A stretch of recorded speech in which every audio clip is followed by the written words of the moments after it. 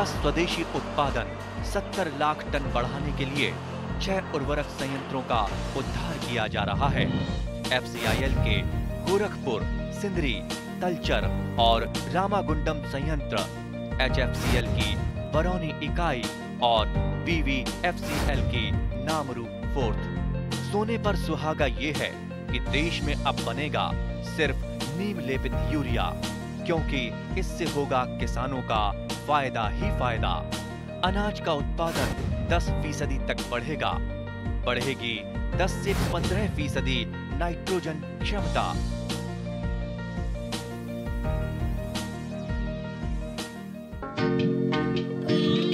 আমাৰ ৰাজ্যত তথা উত্তৰ পূৰ্বাঞ্চলত দেশৰ 28% গাহৰি থকা আৰু প্ৰায় 5,000 কোটি টকাৰ ব্যৱসায় চলি থকা গাহৰি পালনে এতিয়াও ঔদ্যোগিক ৰূপ লোৱা নাই। অথচ উত্তৰ প্ৰদেশ, হাৰিয়ানা, পাঞ্জাব আদি ৰাজ্যই আমাৰ গাহৰি মাংসৰ বজাৰখনত দখল অব্যাহত ৰাখিছে। আফ্ৰিকান সোয়াইন ফিভাৰ ইয়াৰ অন্যতম কাৰণ যদিও অস্বাস্থ্যসন্মত বা বিজ্ঞানসন্মত পালন আৰু জৈৱিক সুৰক্ষা নীতিত গুৰুত্ব নিদিয়াৰ বাবে ৰোগৰ সংক্ৰমণ ৰোধ কৰিব পৰা হোৱা নাই। ইয়াৰ মাজতে কিছু সংখ্যক উদ্যমীয়ে বিজ্ঞানসন্মতভাৱে গাহৰি পালন কৰি আহিছে, জৈৱ সুৰক্ষাক গুৰুত্ব দিছে। তেনে এজন উদ্যমী গাহৰি পালক হ'ল গ্ৰাম্য কামৰূপৰ ছয়গাঁও চক্ৰৰ বালাগাঁৱৰ হিতেশ কলিতা।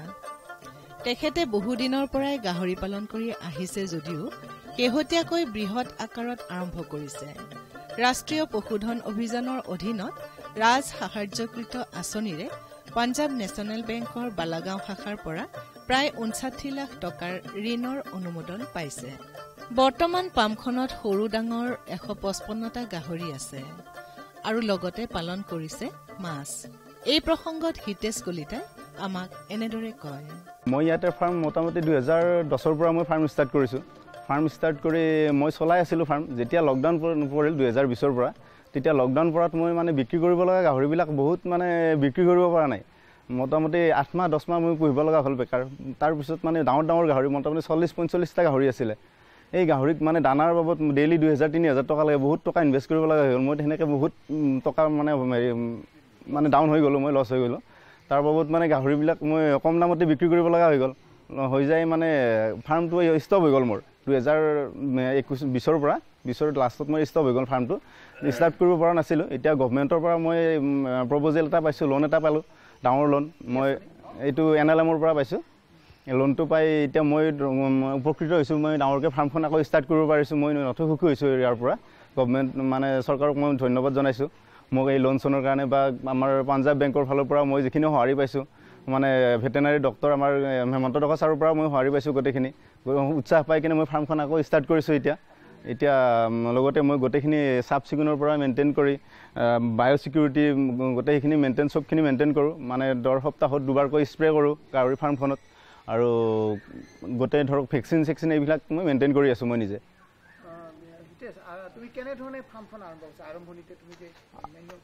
আৰম্ভণিতে ছাৰ মোৰ আছিলে ইয়াতে, মোৰ সিফালে আছিলে ছাগলীও আছিলে ছাৰ মোৰ আগতে। ছাগলীও মানে ধৰ মই লকডাউনৰ পৰা ছাগলীও মানে ধৰ বিক্ৰী কৰিলোঁ গোটেই। ছাগলী গাহৰি ছাগলী আছিলে, গাহৰি থাকোঁতেও ছাগলী আছিল। কিন্তু ছাগলীটো মানে ধৰক এই খেতি বাতি অলপ নষ্ট কৰে কাৰণে কম 20-25টা 30টা ছাগলী আছিলে। তাৰপিছত সেনেকৈ চোৱাও অসুবিধা হয়, এনেকৈ তাৰপিছত বিক্ৰী কৰিলোঁ, ছাগলীটো বিক্ৰী কৰিলোঁ। তাৰপিছত লকডাউনত গাহৰিটোও বিক্ৰী কৰি দিলোঁ। এনেকৈ আকৌ মই গাহৰি ষ্টাৰ্ট কৰিলোঁ। এতিয়া গাহৰি ষ্টাৰ্ট কৰিছোঁ, মই আৰম্ভ কৰিছোঁ। এতিয়া মই 60টা পোৱালি মই আনিছোঁ, আকৌ মই আনিব লাগিব। গাহৰি পোৱালি চাই আছোঁ। এতিয়া গভমেণ্টৰ ফালৰ পৰা ছাপ্লাই নাই গাহৰি পোৱালি। মই গভমেণ্টৰ ফাৰ্মত বিচাৰিলোঁ, বহুত পোৱা নাই। মই এইবিলাক ধৰক মই গড়েশ্বৰৰ পৰা আনিছোঁ পোৱালি, আৰু ইয়াতে আমাৰ লোকেল সৰু সুৰা ফাৰ্মত যিমানখিনি ভাল পোৱালি আছে, ভাল চাই কিনে ইয়ৰ্কশ্বায়াৰ, হেমশ্বায়াৰ ধৰ লোকেল, তাৰপিছত আপোনাৰ অষ্ট্ৰেলিয়ান, গোটেইখিনি চাই চিতি চব মানে মিলাই কিনে মই ইয়াতে ভৰাইছোঁ। এই লোনটোত 59,55,000 আছিলে মোৰ লোন সম্পূৰ্ণ। তাৰপিছত মোৰ তাৰ পৰা মই পাৰ বিলত 10% মোৰ পৰা কাটা যায়। মোৰ পৰা কাটিলে আপোনাৰ 53,55,000 এইখিনি মই মানে বেংকৰ পৰা পাম। আৰু ছাবচিডি ছাৰ এনেই 50% হ'লেও তাত মানে কিবা দানাৰ পইচা কিবা এটা হেৰি থাকে, ফিক্স ডিপজিট থাকে, সেইটো নাপাওঁ। এনেই মই জনাত 23 লাখ টকা ছাবচিডি থকা বুলি শুনিছোঁ। 23 লাখ ছাৰ, 23 লাখ।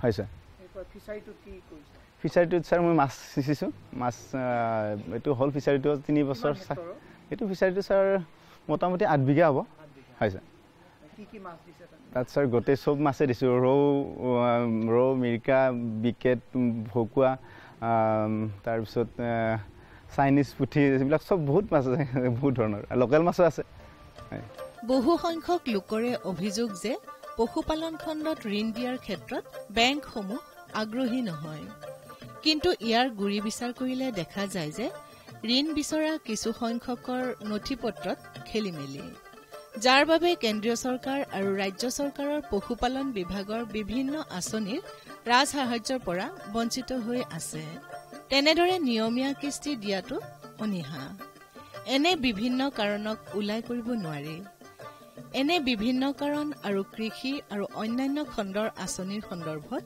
পাঞ্জাব নেচনেল বেংকৰ ছয়গাঁও বালাগাঁও শাখাৰ प्रबंधक धीराज कुमारे आमाक एनेदरे कय हमारे पास एक स्कीम आई थी पिगरी के लिए मिस्टर हितेश कलिटा के तरफ से एनएलएम के थ्रू उन्होंने जो भी डॉक्यूमेंट सबमिट किया है मैंने उनका स्क्रूटनी करके जो चीज़ चाहिए बैंक रिलेटेड सारा देख के उनको ये लोन दिया यहाँ पे आपको दिखेगा ये एक पिगरी यूनिट है जिसमें मिनिमम 150 के ऊपर पिगरी का स्टॉक रखा गया है जिसके तहत वो उनको बड़ा करेंगे और समय आने पर उनको बेच के उनसे मुनाफा भी कमाएंगे एनएलएम में भी बहुत सारे स्कीम है इसके अलावा भी एनिमल हस्बेंड्री में बहुत सारे स्कीम है जैसे कि गोटरी हो गया आप डायरी का प्रोडक्ट कर सकते हैं आप पोल्ट्री का प्रोडक्ट कर सकते हैं या इसके अलावा अगर कुछ और बिजनेस करना चाहते हैं एग्रीकल्चर से रिलेटेड या एग्रीकल्चर अलाइड से रिलेटेड आपके बहुत सारे स्टेट गवर्नमेंट के भी स्कीम है सेंट्रल गवर्नमेंट की स्कीम है हमारे बैंक के भी स्कीम है तो आपको जो भी बिजनेस करना है आप उसके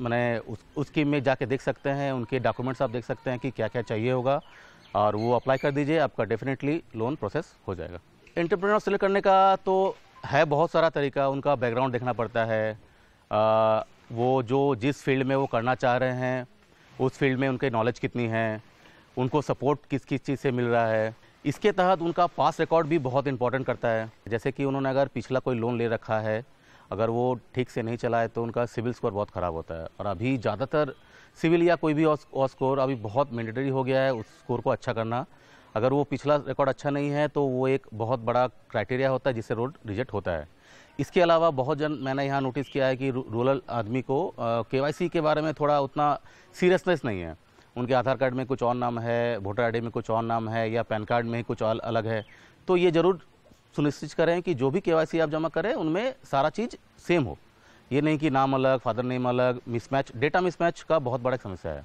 ये तो चीज़ अगर सही है आप जो प्रोजेक्ट जमा कर रहे हैं बिल्कुल आपके बैंक के नियम के अनुसार आपका प्रोसेस जरूर हो जाएगा बैंक एटार পৰা सरकारी आँचনিৰ राज সাহায্যকৃত ঋণ পাবলৈ হলে কিছুমান নথিপত্ৰৰ প্ৰয়োজন সকলো নথিপত্ৰৰ নাম জন্ম তাৰিখ একে হ'ব লাগে তেনেদৰে নথিপত্ৰ ঠিক হ'ব লাগে তাৰোপৰি নিজৰ ন্যূনতম 10% বিনিয়োগ বা কাৰ্যকৰী পাম থাকিব লাগে এনে বিভিন্ন প্ৰয়োজনীয় দিশৰ ওপৰত পাঞ্জাব নেচনেল বেংকৰ ছয়গাঁও বালাগাঁও শাখাৰ কৃষি ক্ষেত্ৰ বিষয়া सुमित कुमारे आमाक एदरे कय हमारे यहाँ पर मेनली जो एग्रीकल्चर है यहाँ पे इतना जो क्रॉप इतना नहीं उगाते हैं तो मेनली यहाँ पे अलाइड एग्रीकल्चर है जैसे पोल्ट्री हो गया फिशरीज हो गया डेयरी हो गया ये यहाँ पर सक्सेसफुल बिजनेस है इसके अंदर अलाइड के अंदर ठीक है इसके लिए बहुत सारी स्कीमें हमारे बैंक ने या फिर गवर्नमेंट ने बहुत सारी स्कीम निकाली गई जिसके अंदर सब्सिडी भी मिलती है फॉर एग्जांपल एनएलएम हो गया नेशनल लाइव स्टॉक मिशन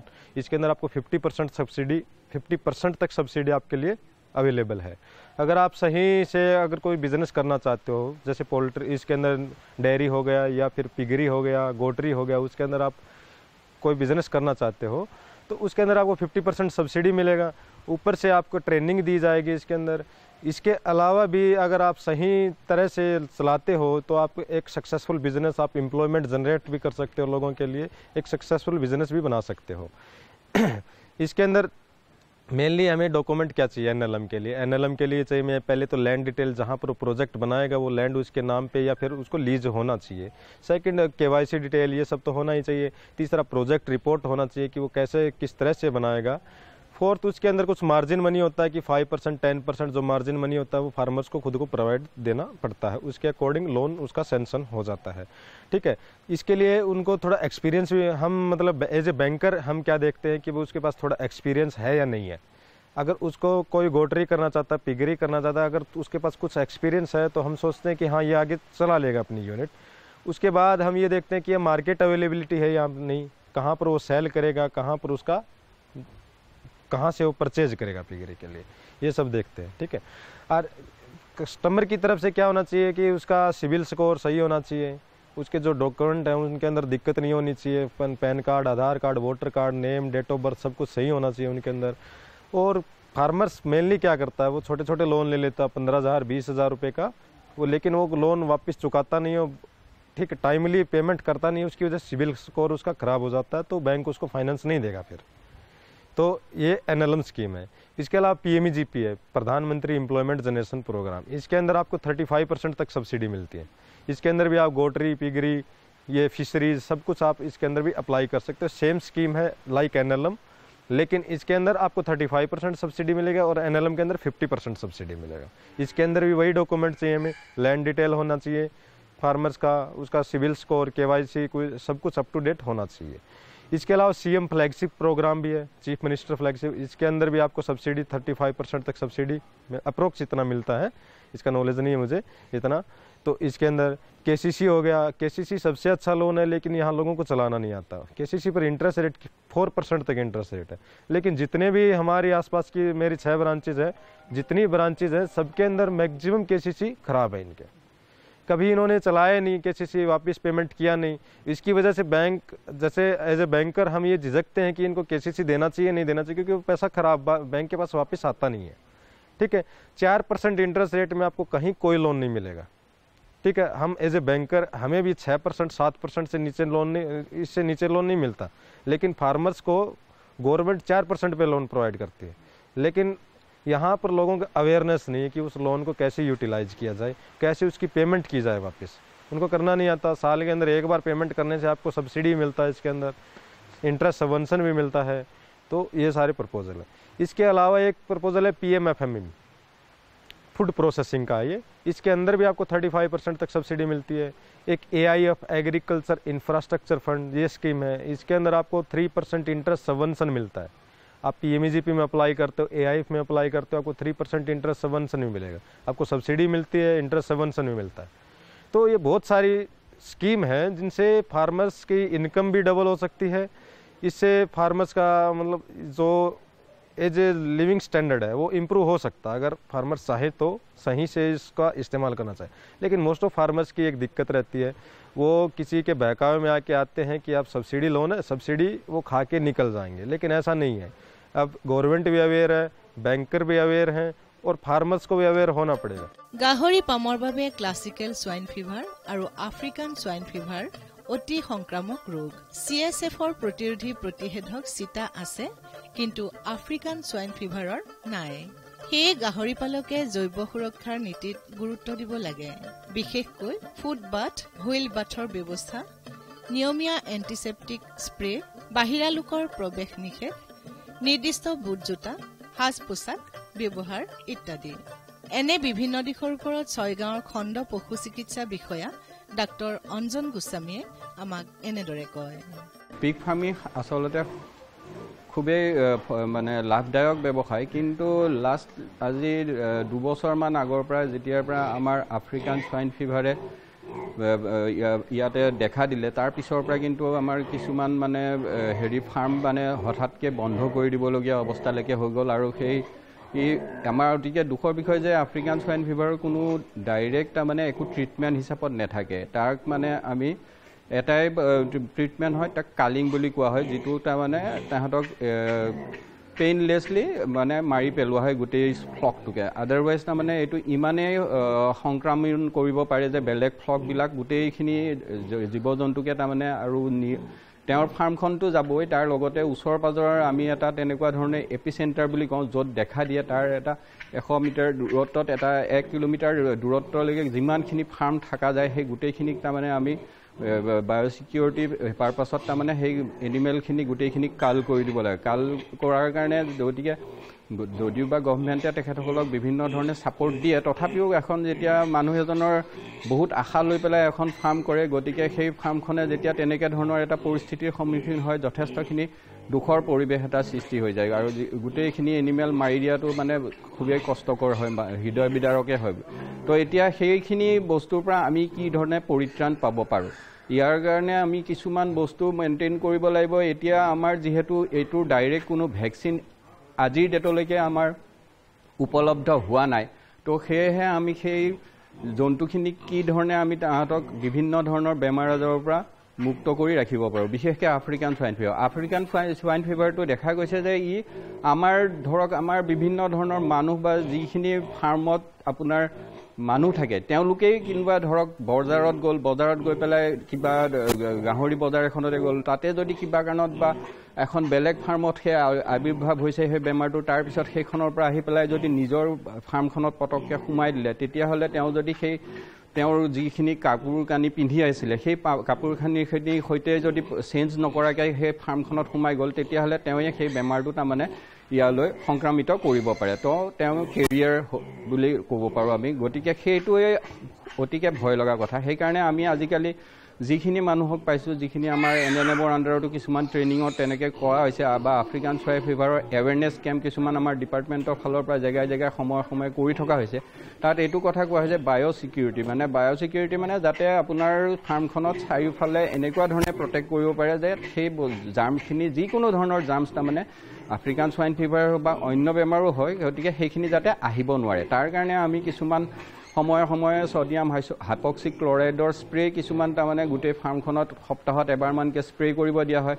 আৰু যিমানবিলাক এণ্ট্ৰেঞ্চ থাকে ফাৰ্মখনত সেই এণ্ট্ৰেঞ্চবিলাক যাতে এটা ফালেদি এণ্ট্ৰেঞ্চটো কৰিব পাৰি, সেই এণ্ট্ৰেঞ্চটোত যাতে সন্মুখতে ফুড বাথ দিব পাৰে, পটাছ বা ব্লিচিঙৰ চলিউশ্যনছ মানে সময়ে সময়ে বদলাই থাকিব লাগিব। আৰু তাৰ মাজেদিহে মানুহজনে যাতে ভৰিখন দি পেলাই আহিব পাৰিব, ফাৰ্মখনত সোমাব পাৰিব। আৰু তেওঁ বাহিৰৰ পৰা অহাৰ লগে লগে এটা ৰুমত যাব, ৰুমত গৈ পেলাই তেওঁৰ বিভিন্ন ধৰণৰ যিখিনি ক্লথিংছ আছে সেই ক্লথছখিনি চেঞ্জ কৰিব, চেঞ্জ কৰি ফাৰ্মত সোমাবৰ কাৰণে বিশেষ জোতা আৰু কাপোৰ কানি পিন্ধি পেলাই তাৰ পিছতহে ফাৰ্মখনৰ যিখিনি দৰকাৰী আমাৰ ট্ৰিটমেণ্ট লাইনৰ মানুহ হ'লে তেওঁলোকেও সেইধৰণে ট্ৰিটমেণ্টত আগবাঢ়িব, অথবা তেওঁৰ যদি যিখিনি হেল্পাৰ আছে, কেয়াৰটেকাৰ আছে ফাৰ্মখনৰ, তেওঁলোকেও বিভিন্ন ধৰণৰ কামত হেৰি দিব, যাতে বাহিৰৰ পৰা পটকৈ আহি পেলাই ফাৰ্মখনৰ এনিমেল এটাক তেওঁ স্পৰ্শ কৰিব নোৱাৰে অথবা ক্ল'জ কণ্টেক্ট এটাত তেওঁ এনিমেলখিনিৰ নাহে।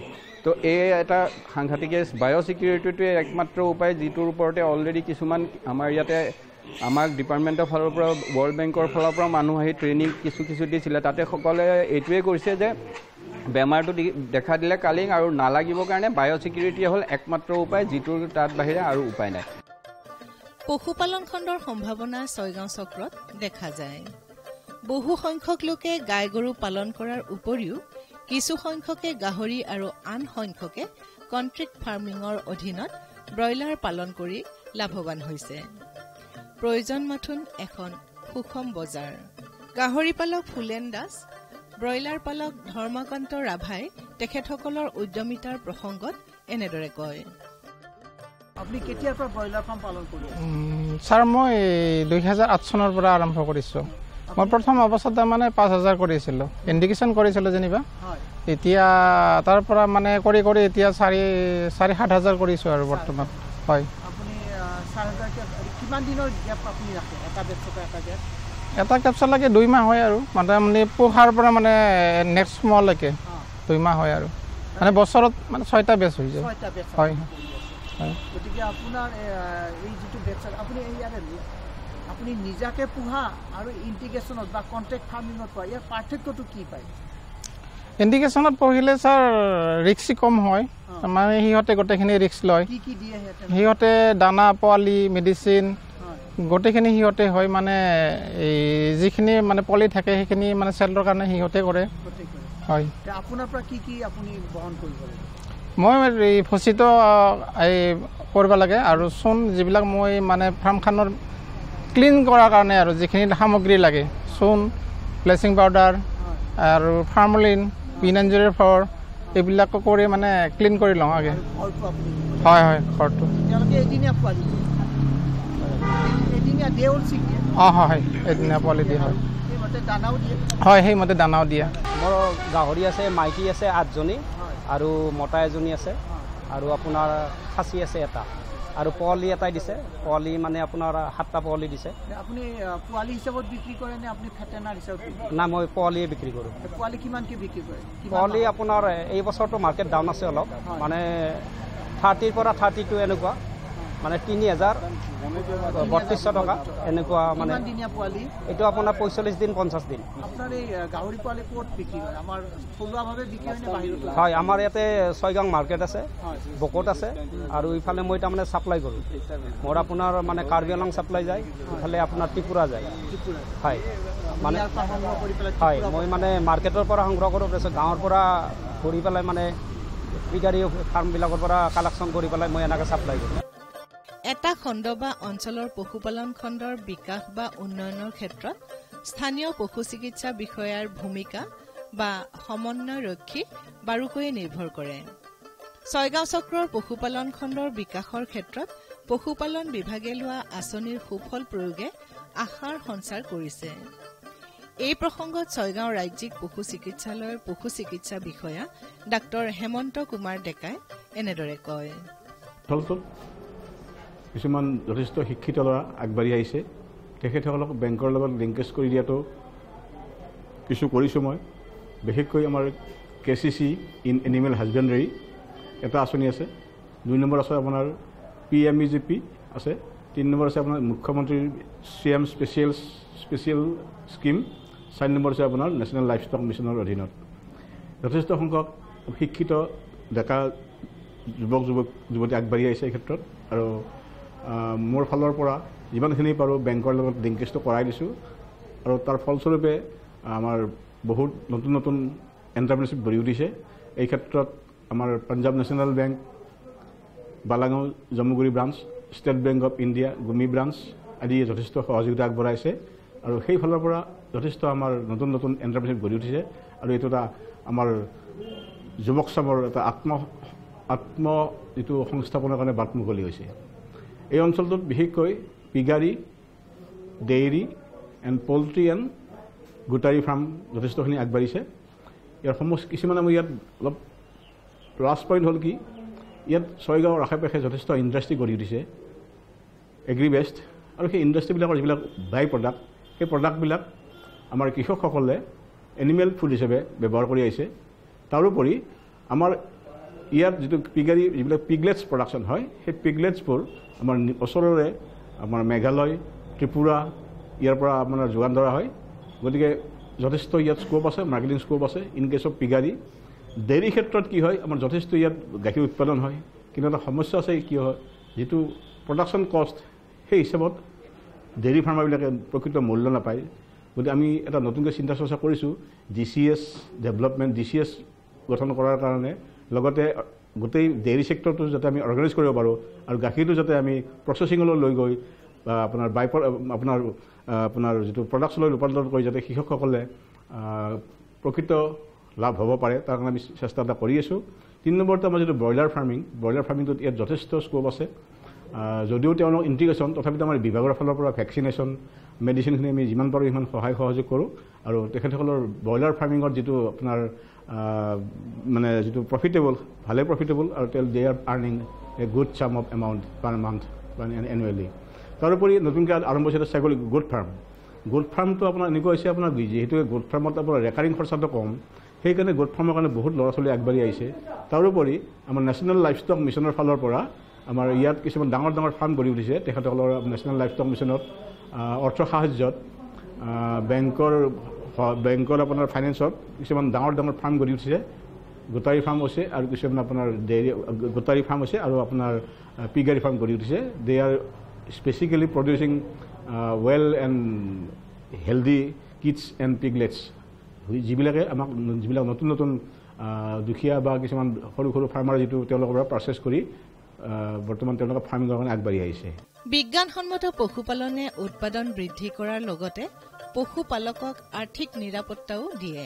প্ৰয়োজন মাথোন পশুধনৰ পৰিপুষ্টি, প্ৰজনন আৰু স্বাস্থ্যৰ সুৰক্ষা। ইয়ে আনি দিব পাৰে অধিক সম্ভাৱনা আৰু আৰ্থিক নিৰাপত্তা। किसान भाइयों गांठ बांध लो, गांठ बांध लो, बहुत बहुत है काम की, समृद्धि के पैगाम की। मिट्टी के मिजाज को समझो, मिट्टी के हर राज को समझो, मिट्टी की तुम जांच कराओ, मुफ्त सॉइल हेल्थ कार्ड ले जाओ।